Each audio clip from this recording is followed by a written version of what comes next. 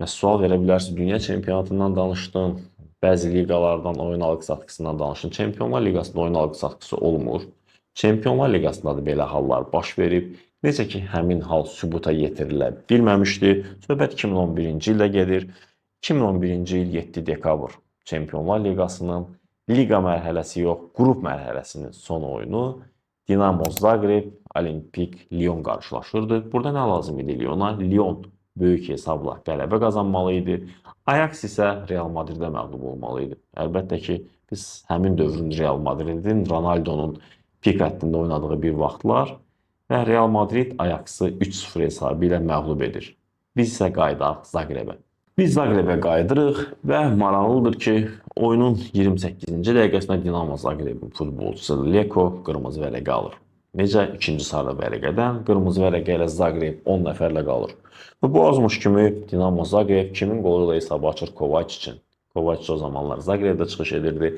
Kovacic hesabı 1-0 edir. Bəli, çoxları gözləyirdi ki, Lyon qalib gəlsə də, yəni bir hissə öndə olmayan bir komanda ikinci hissədə neçə qol vuracaq?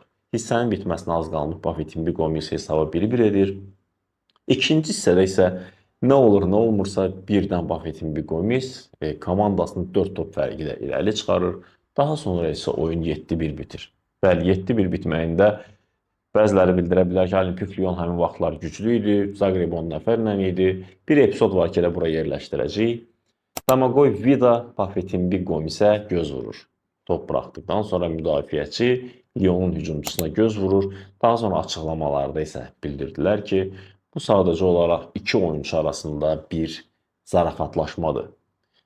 Uzun müddət Ajax tərəfi Lyon tərəfini məhkəməyə verməyə çalışdı. Bu oyunun fraud betting sistem tərəfindən araşdırmalar aparıldı, ancaq Cifayda heç bir nəticə verməyən bu araşdırmaların sonu da sübuta yetirilə bilmədi. Hələ də müəmmalı olaraq qalır ki, Dinamo Zagreb Olimpik Lyona 7-1 hesabı ilə necə məğlub oldu? Bəli, futbolda bu cür qaranlıq üzlər çox olur. Elə son olaraq bu məsələyə də toxunmaq istəyərdim ki, Domagoj Vida'nın az öncə Buffett'in bir Gomislə göz vurub gülüşməsinə toxunduq. Elə paparazzilər tərəfindən Domagoj Vida bookmaker kantorundan çıxan zaman şəkli çəkilmişdi. Ancaq bunlar sübut oluna bilmədi.